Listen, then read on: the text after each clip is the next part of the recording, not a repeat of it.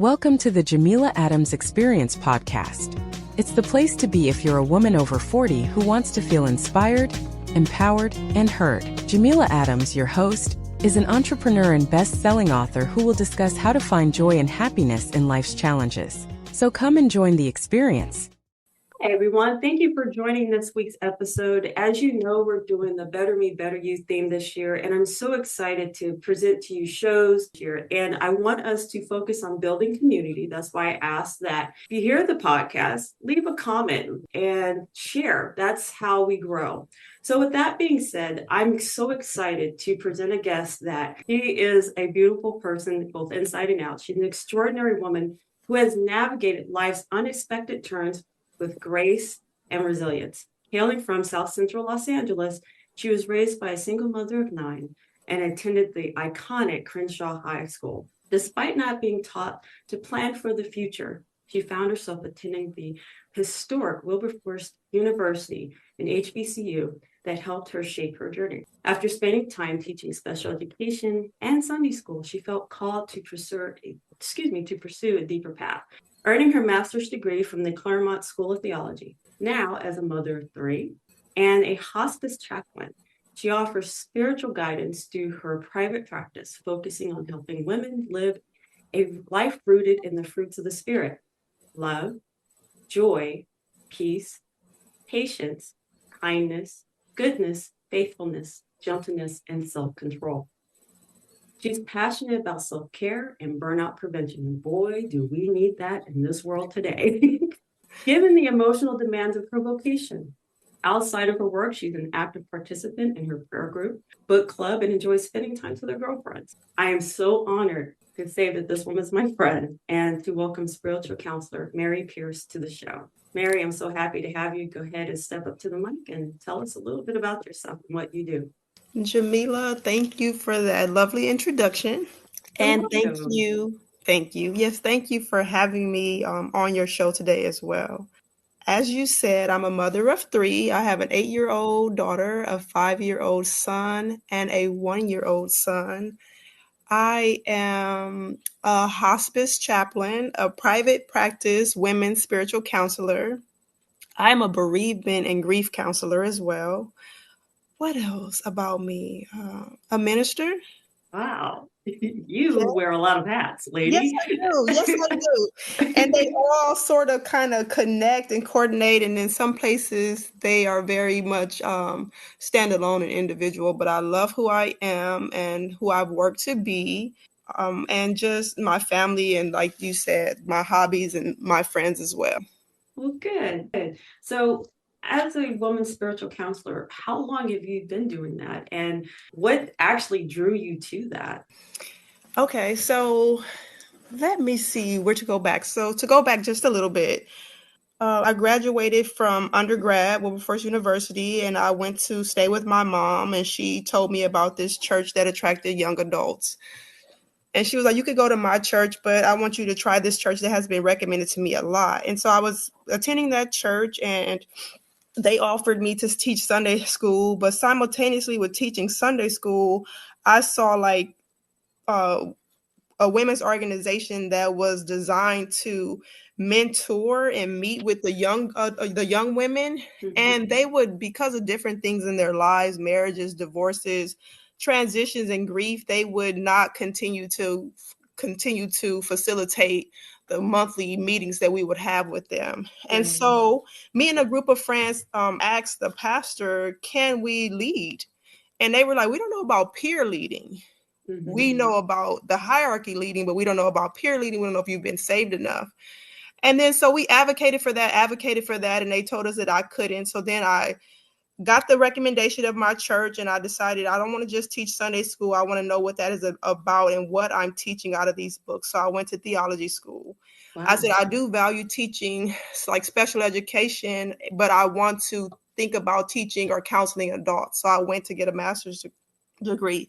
And when I got back with my master's degree, I came back to my church and I said, oh, now I want to be a pastor. Like, I want to be a pastor. And they were like, it's prohibited. Wow. We don't ordain or make women pastors. It's right here in our bylaws that you can't be that. And then they told me that I can now be like a peer mentor to this group that was just inactive at the time because no one was doing it. And so from there, I would like see young women and I would like stand in the back of the church at the end of service and I would like get their number. And this is me being an introvert, but feeling like God wanted us to stay together. I felt like the older women were really locked in. I'm not going back. I'm tied into the Lord. And I felt like our youth ministry was very strong, but I felt like if it was a bridge, like the youth and the seniors, they were strong, but the middle, the young adults, I felt like it was like caving. And so I dedicated myself to that. Then I got pregnant. Wow. And I wasn't married, and I stood before the church and I was announced that I am the young women's like leader and I am pregnant and I'm unmarried. And I know this is not how one should conduct themselves in this position. And I want to stay in this position, but I just want you guys to understand, forgive me, and help me continue to lead. And then they asked me to sit down for a year, and then they never asked me to be like reinstated. Wow. How did that make you feel? Oh, so the day of the church where I let everyone know that I was pregnant and I'm married, it was like a Christmas like season and celebration. So a lot of people were present. And then it could have even been like a Women's Day. And they were like, well, we can show Mary mercy and grace. So the pastor said, if you want to go up and hug Mary or tell Mary anything, to go ahead and do that. And maybe over like 100 women came into the pulpit and gave me like a hug. And they told me things like, like God is going to give you the desires of your heart in this baby and be proud. Some women can't get pregnant. Someone else told me like after a miscarriage, I can't get pregnant anymore. So that was beautiful. How it made me feel when I felt like I would sit down for 1 year and that I would pick a successor and then the baton would be passed back to me and it never was. That broke me. Right. Yeah. Because you dedicated yourself to this is something that was pressed upon your heart to do. And to have that just taken away from you, I'm sure that was, like you said, it broke you. It's disheartening.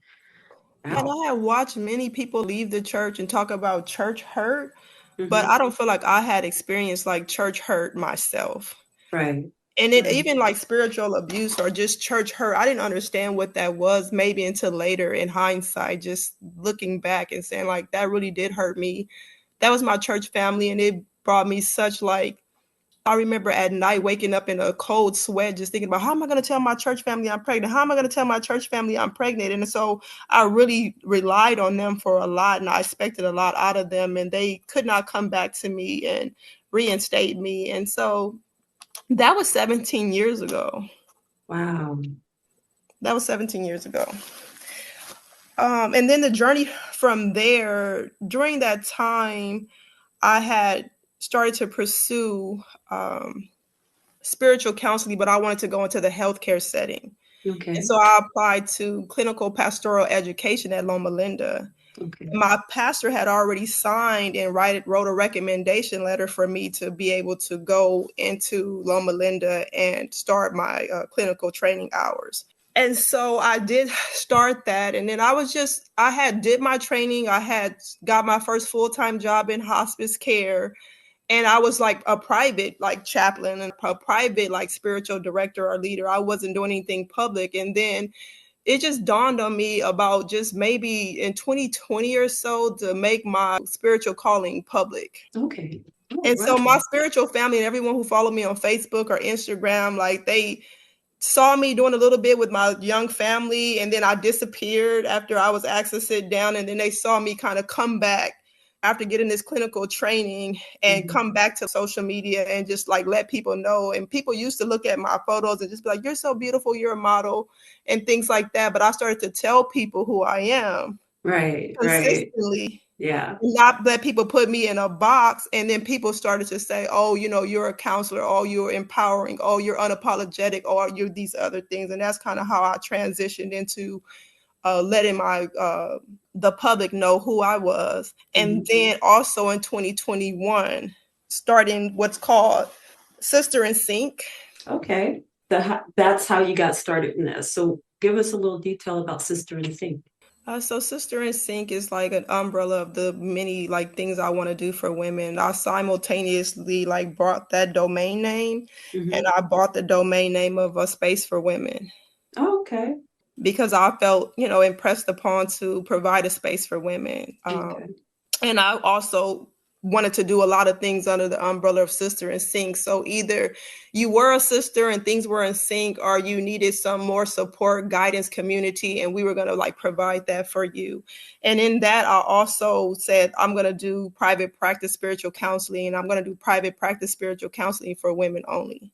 So speaking of that, so your focus on is comforting and nurturing. What else do you do in this practice?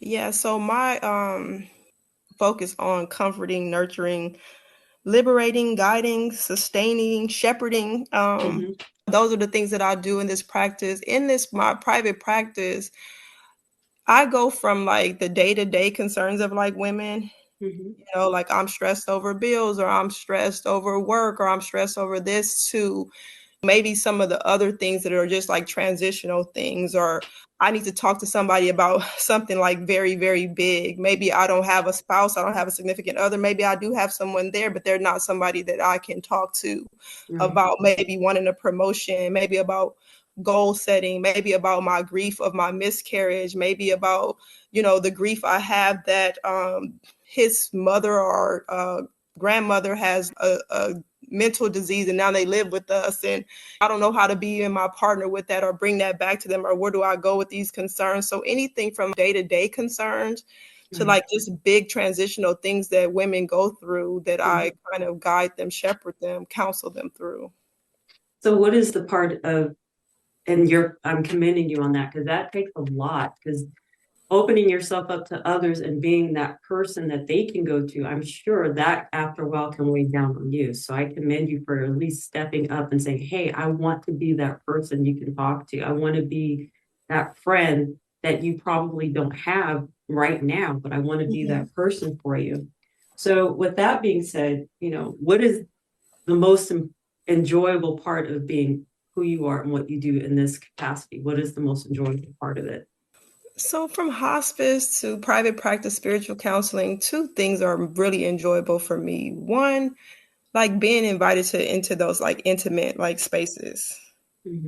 Because sometimes bedside care is very intimate and is very private. And so I enjoyed that a lot, to where I earn either through the evocative presence of like being like a God figure or a spiritual figure, or just that my kindness, my gentleness, my faithfulness have allowed me to be there. And so that is one of my most enjoyable parts of the work. And then another thing that's enjoyable for me is like me being able to choose women.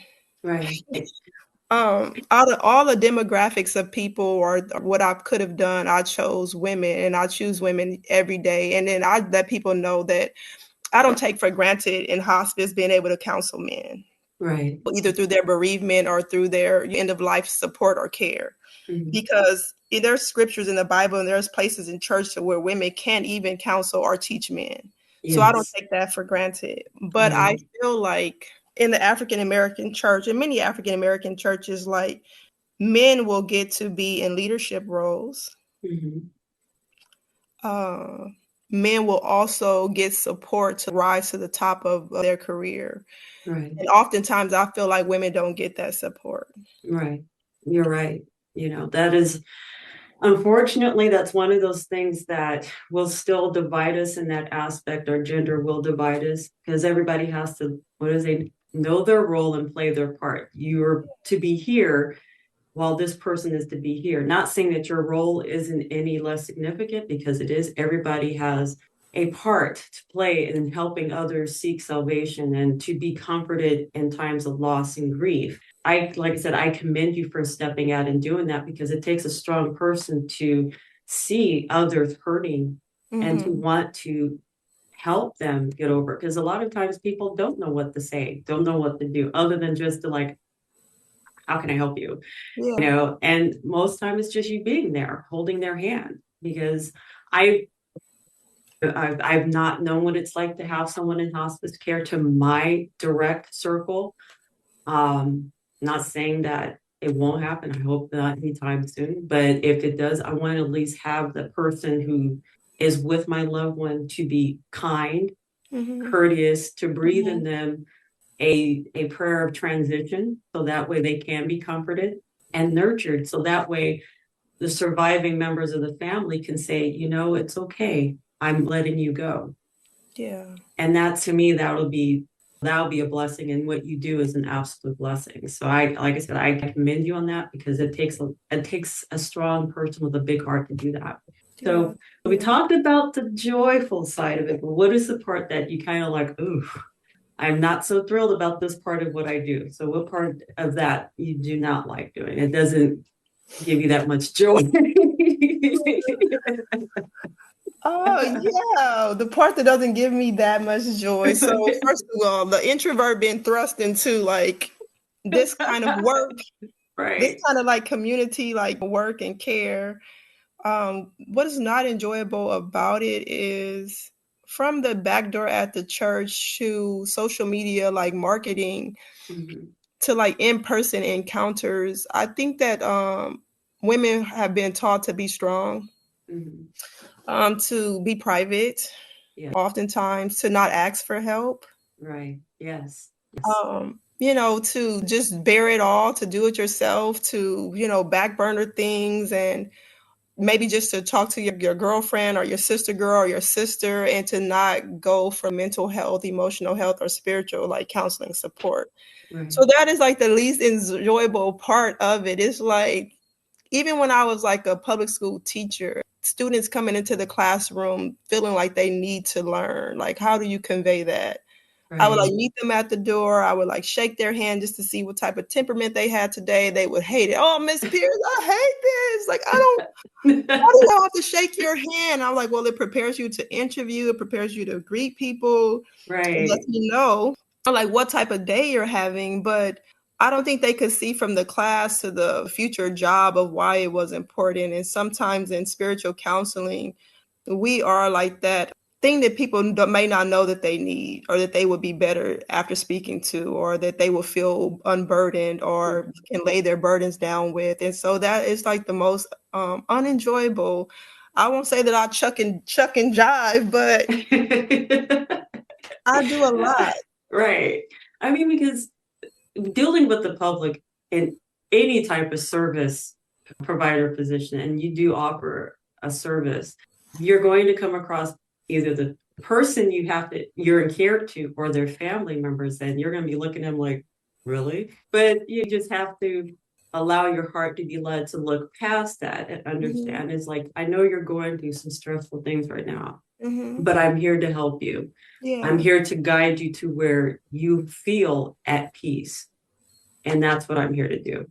Yeah. And you're right. Women, we do tend to hold everything close to us. And we tend to think, oh, well, no one is going to notice. No one's paying attention, but I have to do this. I have to make this okay. I have to do. And sometimes, sister girl, you just got to let it go. Yeah. You just got to let it go, or you can share it. Yeah. There's really two songs about, one, the Christian context of leaning on the everlasting arms of God. You don't have to bear everything on your own. Right. And then also just I guess R&B cultural song like "Lean on Me When You're Not Strong," and I'll be your friend. Yes. I'll help you carry on. For it won't be long, so I'm gonna need somebody to lean on. And so, I'm always like modeling like receiving care or receiving support, or what that might like look like, because a lot of people are just conditioned, trained, raised to do without it. Right.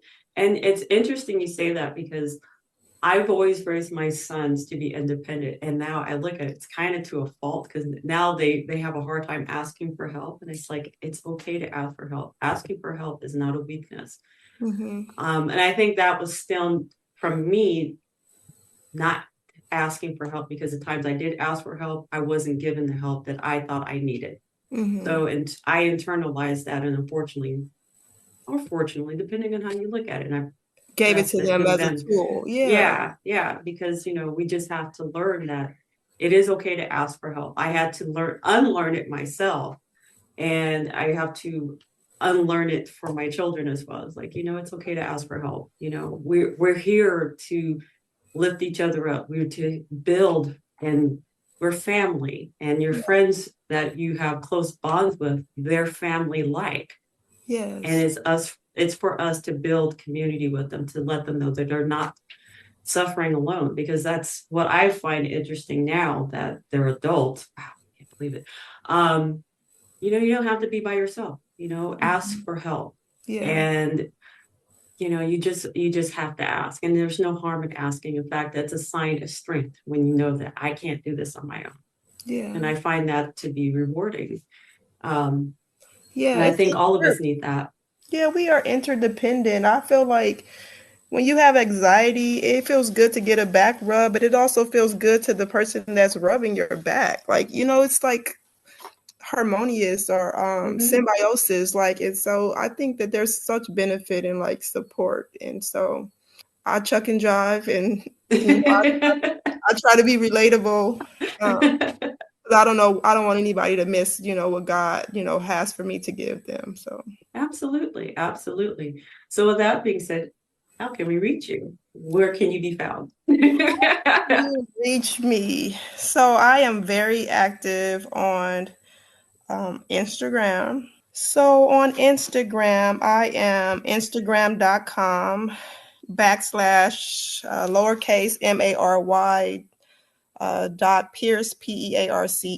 So that's how I can be found on Instagram. On Facebook, I am facebook.com / Mary Mary Pearce Pearce the number 96. And then also on social media, a lot of people don't want to spell out like maybe what they might want, so they direct message me, or they go to my email as well. And so my email is sister SISTERINNSYNC. So sisterinsync@yahoo.com. And so people get a little bit more like in depth or detailed about like their like primary concern or what their panic is, like via email, and not necessarily like the direct message or just commenting on a post. Okay, that's good. So do you have anything coming up? Do you have any events coming up that you want to promote or talk about? Oh, so yes, I have 2 events coming up. And so I have Mindful Walking, which is an event. It's not in the Inland Empire, even though I reside in the Inland Empire. It's in Claremont, California, in its Memorial Park. Okay. And so what mindful walking is to like be really intentional about, I'm here not necessarily to exercise, not necessarily, I'm just here to let my feet touch the ground, ball heel toe, and to, hear the sounds around me, be in nature, set my intention for the walk. And so we walk around the park twice. I give an introduction before, we give a conclusion afterwards. And it's October 9th. Okay. And it's the 9th is a Wednesday, and then whatever the Wednesday is, the 3 following Wednesdays, and we will commence on October 30th. Oh, okay. Well, October 30th is a good day for me because that's my birthday. Yes. And it's on Eventbrite. Okay, so what's your other event? So my other event is I do a vision board party every year. Yes. So the vision board party is usually posted on Eventbrite as well. And I usually host and facilitate just talking about, why a vision board, how to kind of brainstorm what things you might want to put on a vision board. And then we will have something to eat and have some fellowship. And then we will also put our vision boards together.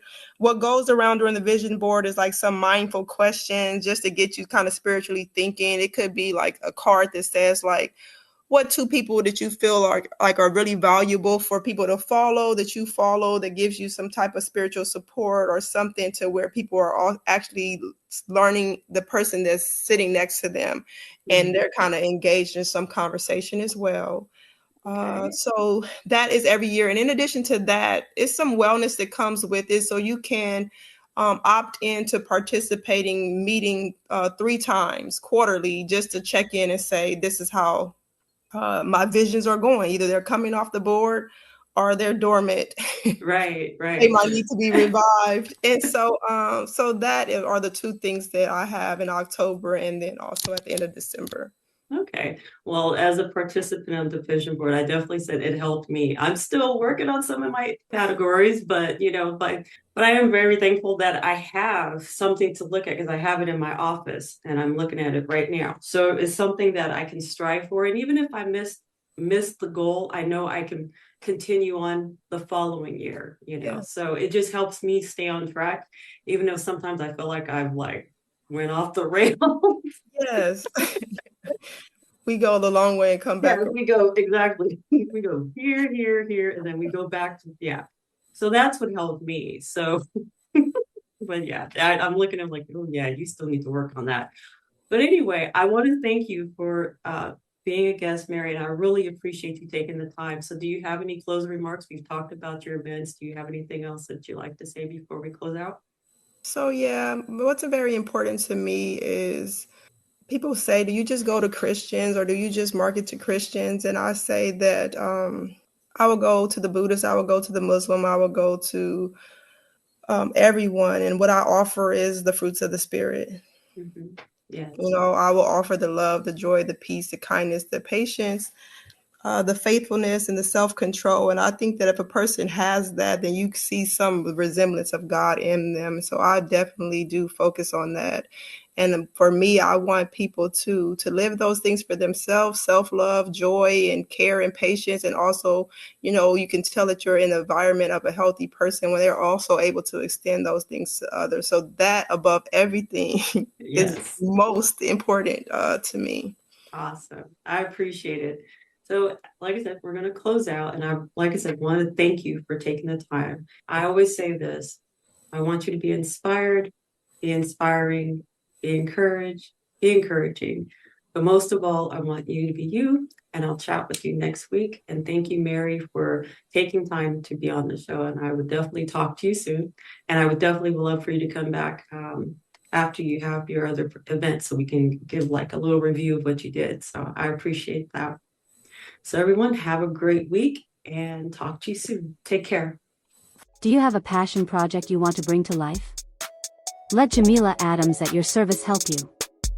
Jameela Adams at your service was created to assist businesswomen, 40 plus, by bringing their passion project to life through website design and marketing. Visit JameelaAdamsAtYourService.com and sign up for a consultation today. Remember, you have a voice, use it.